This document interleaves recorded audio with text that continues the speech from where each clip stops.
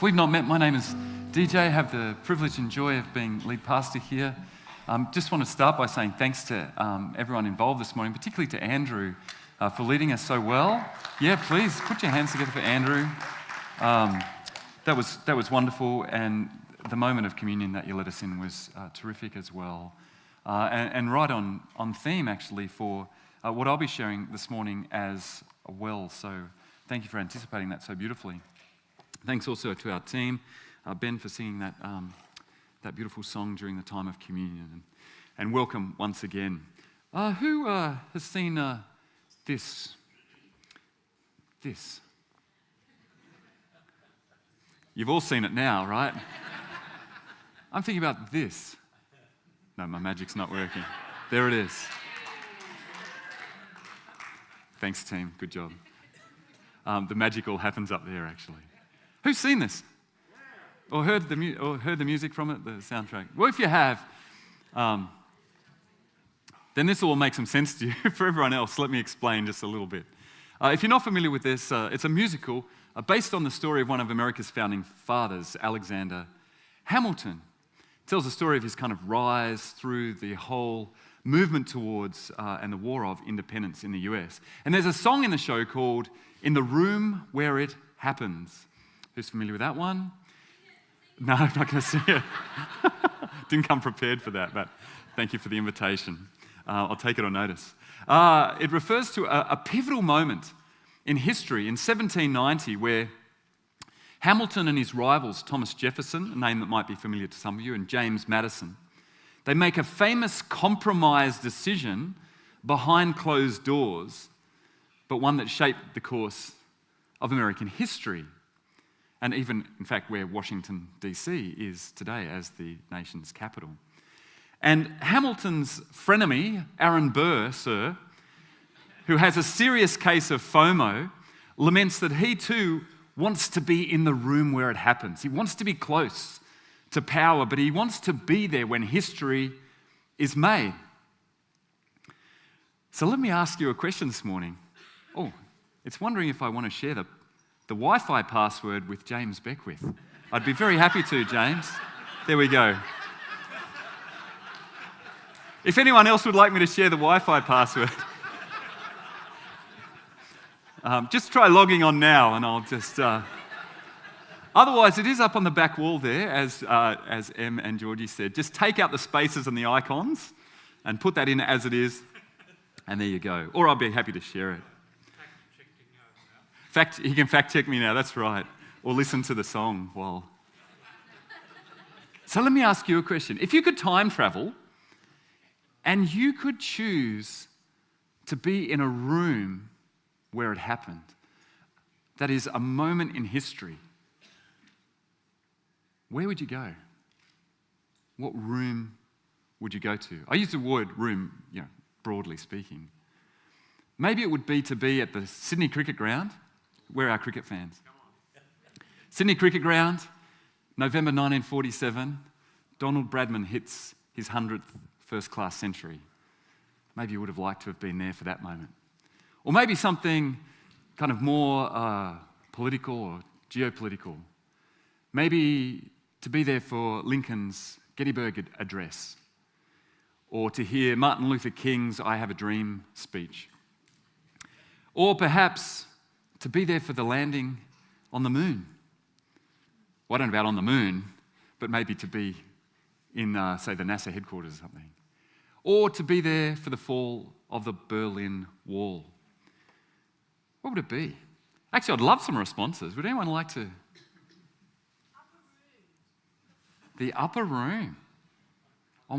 Yeah, okay. Say a little bit more.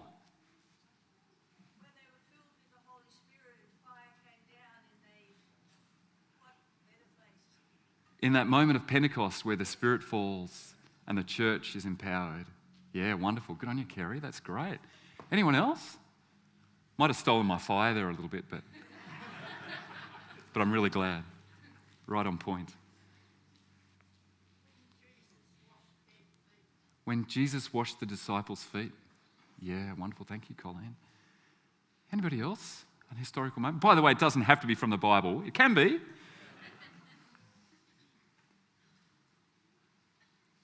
Big question, isn't it?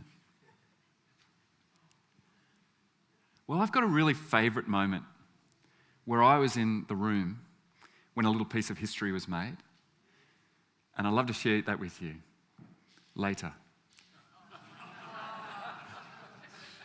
First, find my place in my notes. First, let me say this though.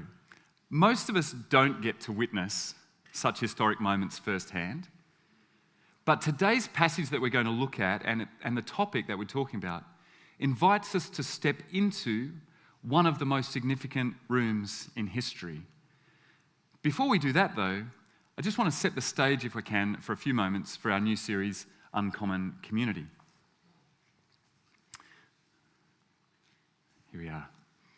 And at the heart of this series are two questions. Firstly, how do we become, as a church, the community that we all yearn for? A community that will meet our deepest need for connection as human beings. And secondly, how do we become the community that others yearn for, drawing those outside the walls into a place of powerful connection with others and with Jesus? To answer these questions this morning, I think it's helpful to understand the concept of third places. Is this an idea familiar to you? It arises originally from a book in the early 90s by a guy called Ray Oldenburg. Now, he was an urban sociologist. Who loves urban sociology? Yeah, come on. Well, if that's who knows what it is exactly. Well, if that's not your jam, it's okay. Don't need to hit the power down button just yet. We are going to explore this concept briefly. Third places, as this sociologist Ray Oldenburg says, are spaces beyond home and work where people gather for community and belonging. So if our house is our first place and our work is our second place, the third place is that other key place that we go to find community and belonging. Homes are places of safety and usually and relaxation, but also they can be places of isolation and social retreat, whereas workplaces can be very social. We have lots of colleagues often that we're interacting with either physically or virtually, but they're also often places of structure and formality and kind of a serious focus on the task at hand. Third places, by contrast, are relaxed, informal places that host the regular, what he defines as the regular, informal, voluntary, and happily anticipated gatherings of individuals beyond the realms of home and work. Does that make some sense? And these places, he argues in this book, and this concept has been widely picked up in sociology and popular psychology and other places, because it resonates, I think, with our understanding that we need those places of social connection. And his argument is that that's actually important for what he calls social cohesion. Is that a word that makes sense? This idea of holding society together, of finding commonality and the capacity to work together across difference, to live and exist together and to grow as individuals, broaden our outlook sometimes, those sorts of things. But these places are becoming rarer in our hyper-individualistic society, especially places that allow us to cross the various divides. Liz Laird, who runs an organisation in the States called the Sacred Spaces Conservatory, says, the stark reality today is that there are few places in our communities where people can regularly gather across economic, racial, and social lines. And in a follow-up book to Oldenburg's one that we looked at a moment ago, an author called Richard Kite says this. He says, we can no longer count on the circumstances of life, just the normal everyday, to fortuitously lead us into the kind of significant social relationships that we rely on to live life to the full. He goes on to say, if we wish to live flourishing lives with numerous opportunities for friendship, we must do it deliberately. We must make third places an essential part of the way that we think about our lives. So let me ask you this morning, what's your third place? Do you even have one? And if so, where is it? Where are you going to find the community that you need and perhaps yearn for? Maybe for some of you it's here, or maybe for some of you at least you wish it was here. Liz Laird goes on to say that churches remain in a great position to offer their community this kind of third place because, as she says, they are uniquely built in such a way, the building she's talking about here particularly, and we know the church is the people that gather in the building, not the building itself. But she said these spaces that churches have to gather in are uniquely built in such a way that large numbers of people can gather together and in the gathering to learn from one another, again across those usual divides. But it doesn't come down to the building, it comes down to the experience that we have in the building when we gather together. Kite, who I mentioned before, tells a story of one man he interviewed in his research. And he said, he describes this man as saying that he'd been attending weekly services at his church for more than 40 years. And he goes on to ask him, when I asked why, he said in response, well, I wandered in here one day and found that people were so friendly and interesting, I just kept coming back. So at its best, the church offers a third place, this great good place that Oldenburg talks of, that all of us, and indeed even our societies themselves, need. But let's be honest, not everyone in churches is experiencing that. Not everyone in New Vine is experiencing that. Maybe you are not experiencing that. Nor is the world at large beating down our door saying, we want what you're having. Not yet. But as other third places for community decline, the church has an enormous opportunity to become a beacon of community, and by doing so, become a beacon for Christ. Liz Laird, who I've mentioned a couple of times, says this: one of the church's greatest ministries to the world is helping to create the space for others, not just their members or regular attenders. The more, she says, a congregation is loving and serving its community, being a place for the community and not just for themselves, the more the world will take notice and have the opportunity to encounter Christ. Isn't that a great opportunity that she lays out there for us? And so resonant with what our vision is here, to see this place become a community facility, a community hub in a way. But what makes a church more than just another third place? What will make New Vine a more compelling place of community than just a cafe or a pub or a sporting club? Because again, if many of us are honest, we know people that used to be in church who found better fellowship in their local sporting club on a Sunday morning, or prefer going to their coffee shop than coming here. There can be all sorts of reasons why that happens. But what is it that we can do to become the kind of community that we're all yearning for, and to be the kind of community that others are yearning for? Well, in a pivotal moment in history, in a room where it happened, Jesus took this concept of community to a whole new level. And John and Rahia Strong are going to help us see what he had to say. As they come on down, John and Rahia, if you wouldn't mind. Very appropriately, this morning they're going to be reading from the book of John. Thank you, John. If you're new to church and the Bible, the book of John is in the New Testament section of the Bible. It's one of the 4 books that tells us of the transformative life, words, death and resurrection of Jesus. And this particular moment happens in the hours leading up to Jesus' betrayal by a close friend, his arrest on trumped-up charges, and his execution.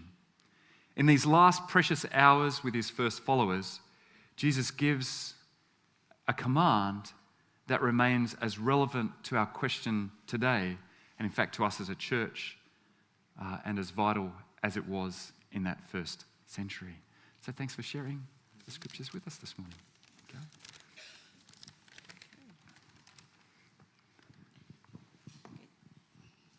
John 13, verse 30 to 35.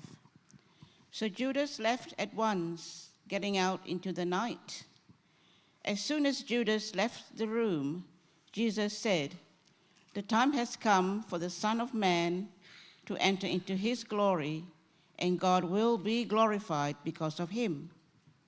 And since God received glory because of the Son, he will give his own glory to the Son, and he will do so at once." Dear children, I will be with you only a little longer. And as I told the Jewish leaders, you will search for me, but you cannot come where I am going. So now I am giving you a new commandment. Love each other, just as I have loved you, you should love each other. Your love for one another will prove to the world that you are my disciples. Wonderful, thank you. Thanks very much, John Rahaya. Yes, give them a big hand. It takes courage to come up the front. So thank you. Well, step with me, if you can now, into this scene, into the upper room that Kerry spoke of earlier. The upper room where it happened, in fact.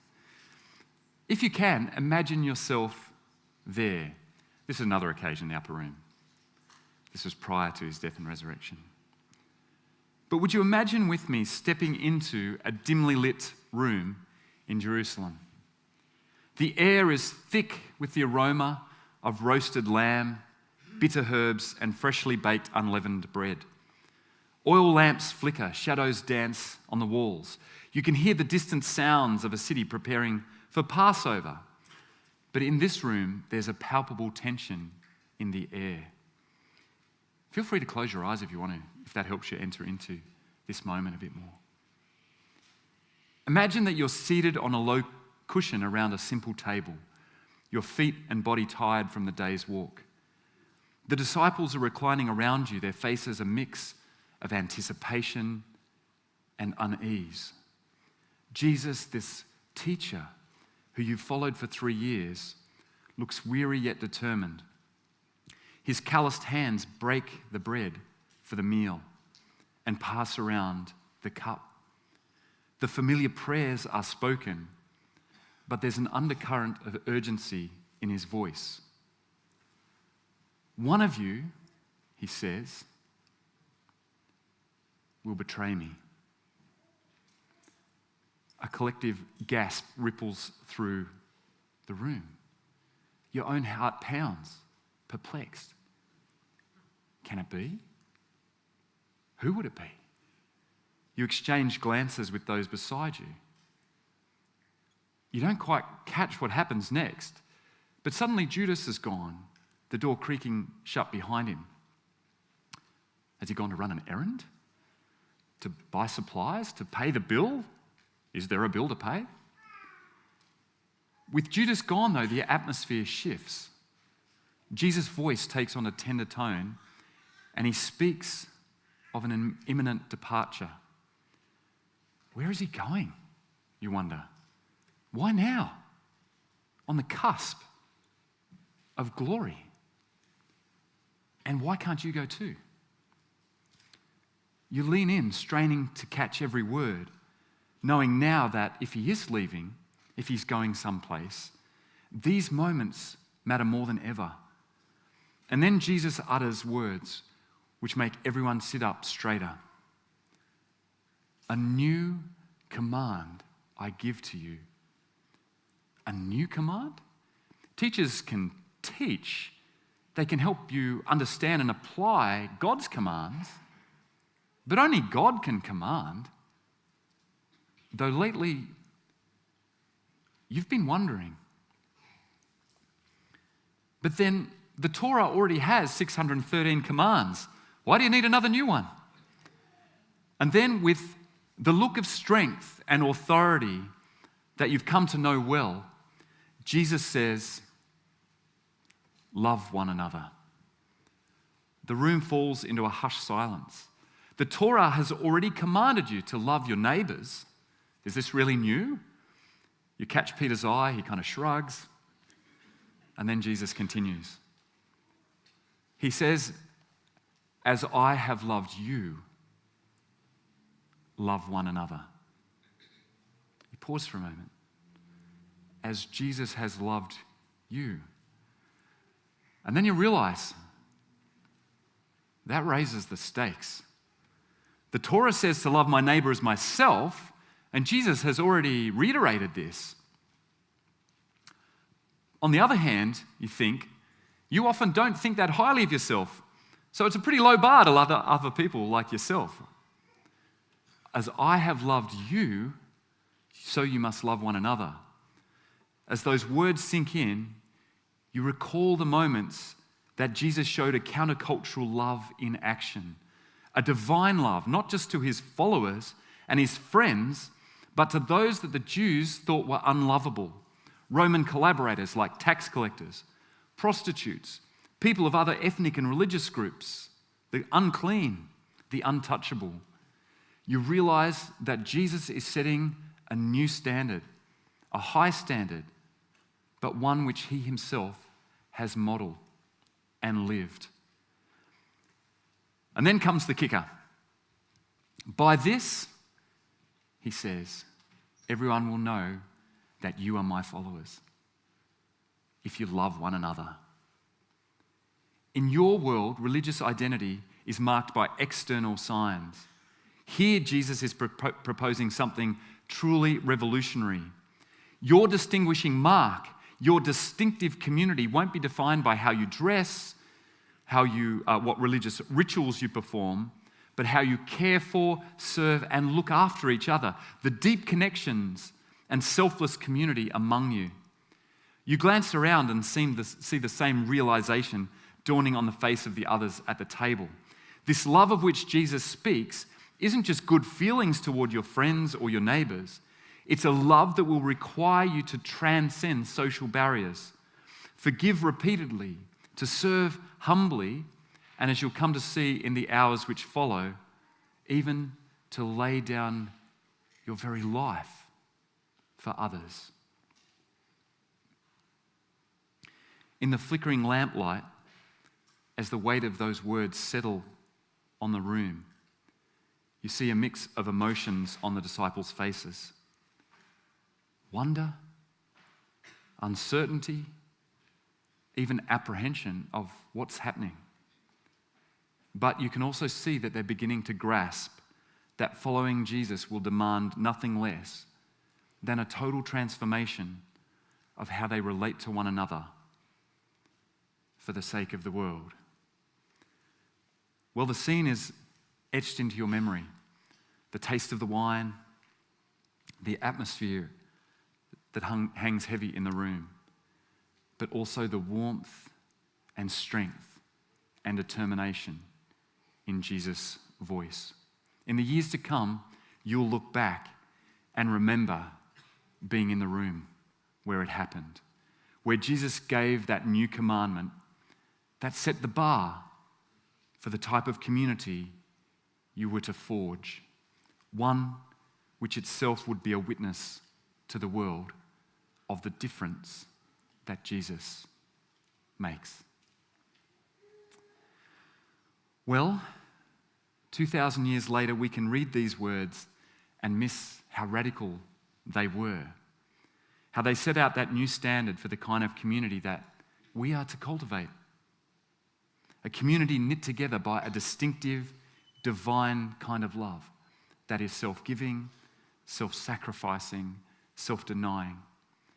A type of community that could truly make the church the great good place. Of course, all too often we fall all too short, being as we are, still all too human. Becoming the kind of community that Jesus commanded isn't easy. That's precisely the point. If it was easy, everyone would be doing it. Jesus invites us to be different. It's going to be harder, much harder. So let's eyeball briefly some of the obstacles that we face. Can I be honest with you? These may not apply to any of you. They just may be a projection of my own issues, right? So if you'll enter with me into a therapy session for just a couple of minutes, I want to confess to you why this is so hard for me. One, we're busy.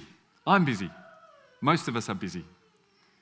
It's easy in the busyness of life with crazy calendars and full agendas, competing priorities.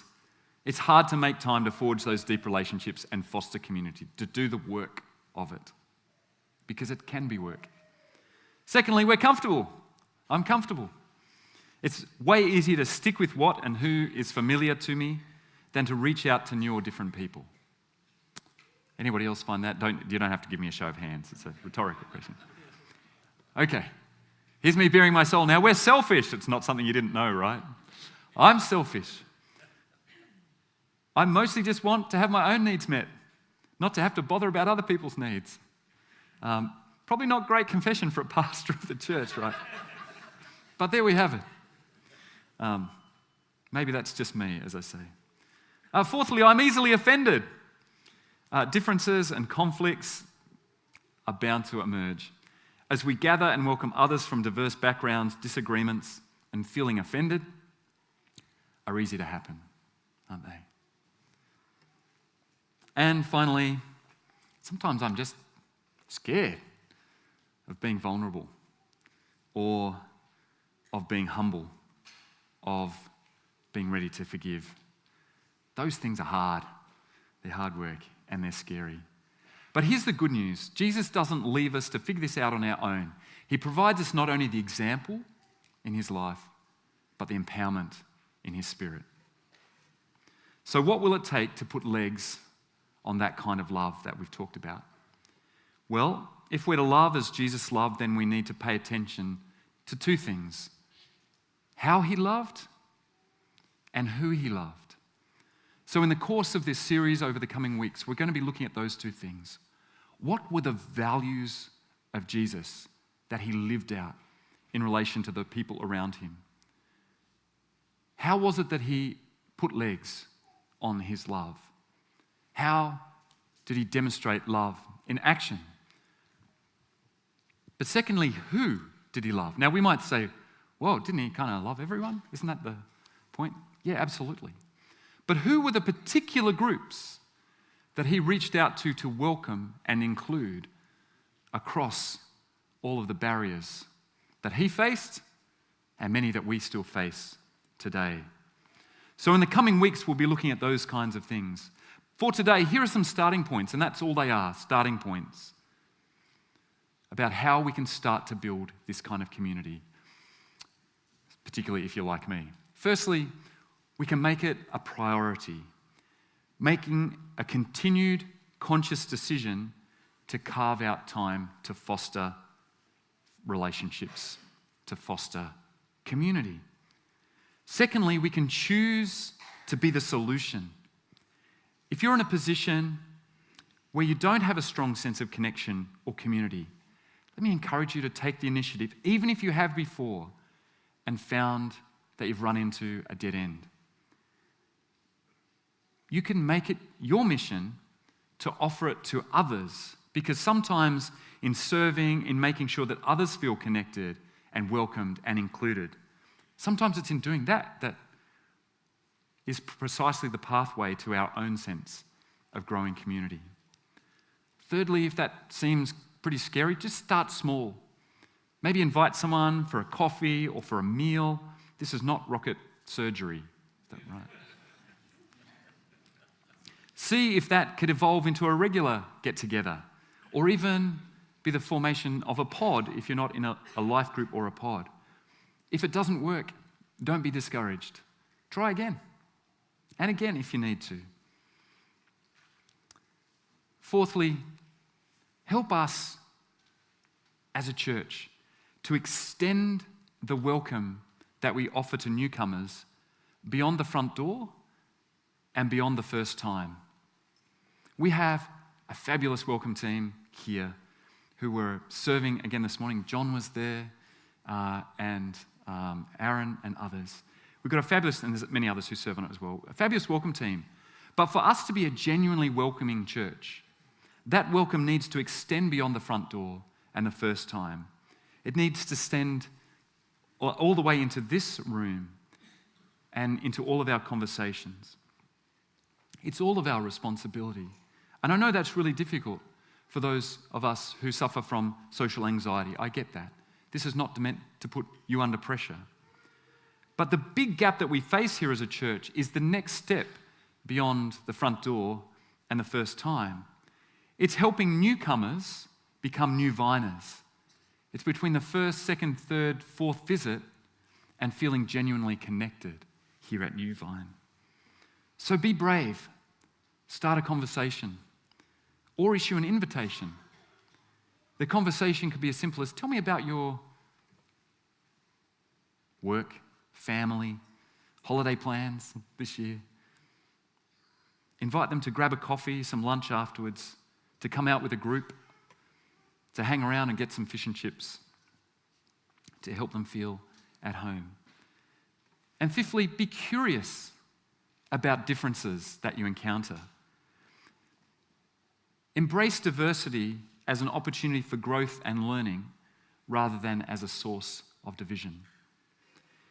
Kerry Newhoff, who's a leadership consultant for churches, former lead pastor of a big church in Canada, and one of the sharpest minds, I think, around where the church is at in society at the moment. He says, the church can never compete with the world when it comes to entertainment. He borrows some words from Reggie Joiner and says, the church can never out-Disney Disney. We've got a fantastic screen here. We're putting the State of Origin on it again. Is that this week? Is that right? Wednesday night? There are things that we can do to create those points of community and connection. But we'll never out-Disney Disney. But here's what Kerry Newhoff says. While the church can't out-Disney Disney, the church... let me find my line here. While the church can't out-Disney Disney, no one should be able to out-community the local church. No one should be able to out-community the local church. No other group in our community should be able to out-community New Vine. What a great goal for us to aim towards. We've got work to do.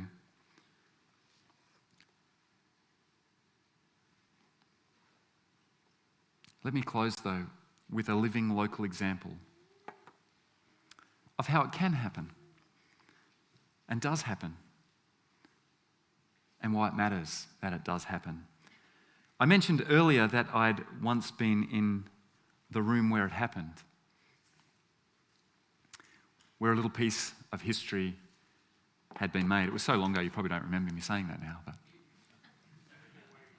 I'm going to tell you now where that was.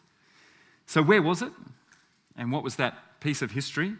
Well, it was October 2017, and the room was this one.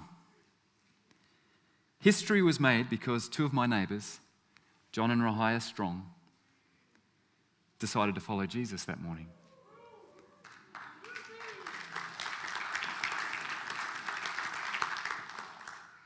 And I still get emotional when I think about it. If you don't know their story, and by the way, they've kindly given me their permission to share part of their story with you this morning. If you don't know their story, John and Rahia's first connection to New Vine was through our founding pastor, Paul Whiting. They first met Paul when he knocked on their door. He and his wife, Vanessa, were looking at buying a block of land adjacent to John and Rahia's, and they had the same kind of house design, or they were looking at the same house design as John and Rahia. So Paul, with typical boldness and friendliness, knocked on the door and asked if he could see their house. If you know Paul, you'll know that's very on trend for Paul. Well, long story short, they said yes. Paul and Ness bought the land, built the house, and they struck up a friendship which continued. A few years later, Lou and I bought another block of land next door, built as well. And over time, over the back fence and over social gatherings, usually at Paul and Ness's, we got to know and love John and Rahia as well. John and Rahia at the time weren't churchgoers. And they weren't from around here, so they didn't have family nearby or a strong community of friends outside their work colleagues. And when they hit retirement, they found themselves looking for meaningful things to do and others to do it with. They were looking for what you might say is that third place. Paul and Ness invited them to Jesus the Game Changer, and after that to Alpha. Then they accept an invitation to come here to church one day. And John says that he recalls that when he came to church that first time, he was deeply struck by what he now says and recognizes was the presence of the Spirit here in this place. He says that finding a place of community also played a key role in his journey towards Jesus. The people here, he told me, were really welcoming and friendly, and they discovered that there were a number of other people from around the local neighbourhood that they knew that were here as well, like me and Lou and others too. And then that history-making moment came in a service one morning in October 2017. And it's etched in my memory because in my recollection, I'd preached that morning. And afterwards, when Paul offered an invitation for anyone wanting to accept Jesus to come forward, I was overjoyed because John and Rahia responded. Now, just to set the record straight, I am not the hero in the story.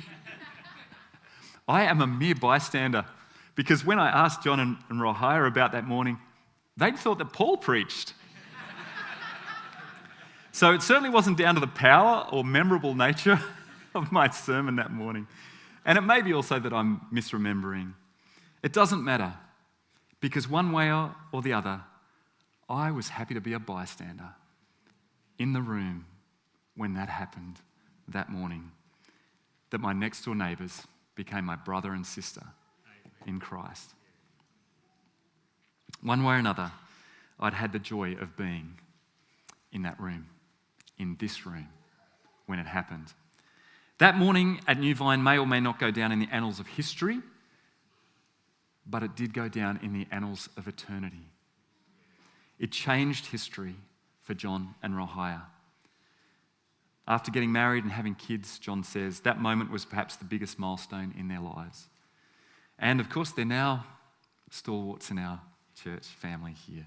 They're money mentors, compassion advocates, scripture readers, welcomers, coffee makers, order takers, tech people upstairs, that's right, and ever-friendly, welcoming faces to others who now come through our front doors. Well, here's the thing. You too can be in the room where it happens. Not the stadium or the stateroom, not the boardroom or the war room, or even the upper room, but this room, by making room for anyone who works up enough courage to come and feel welcomed, loved, and valued, to encounter here uncommon community and the presence of Christ himself by his Spirit. A new command I give you, love one another. As I have loved you, so you must love one another. By this will everyone know that you are my disciples, if you love one another. You may not have been in the room when those words were spoken out, but every one of us can be in the room when those words are lived out. You can be one who fulfills Jesus' command. This room may never make the news, But this room can make history, and it can change eternity.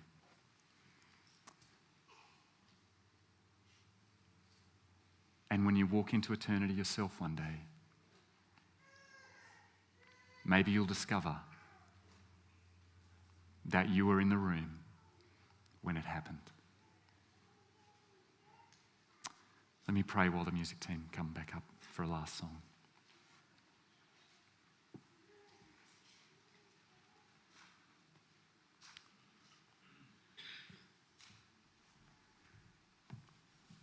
Lord Jesus, I thank you for raising the bar, for setting the standard, but not just with your words, with your life, by living out for us the example of what it actually means to love one another.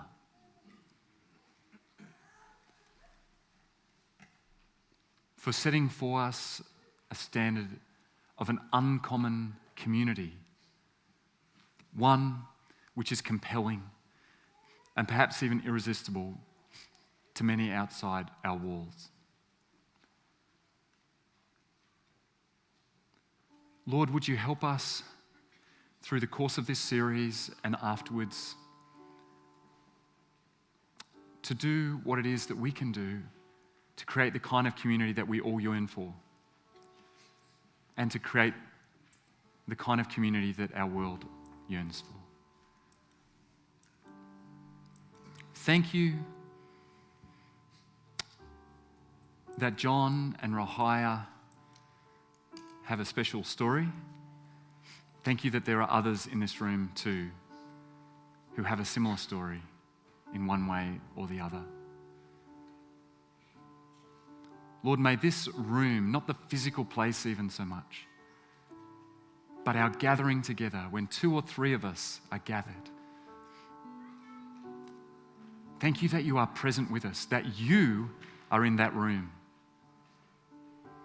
and that you are present to change and transform individual lives and groups that gather into new people and a new kind of community. Lord, when we think about this topic, we're all too aware of our human limitations. We're all too aware and easily discouraged by thinking, yeah, but.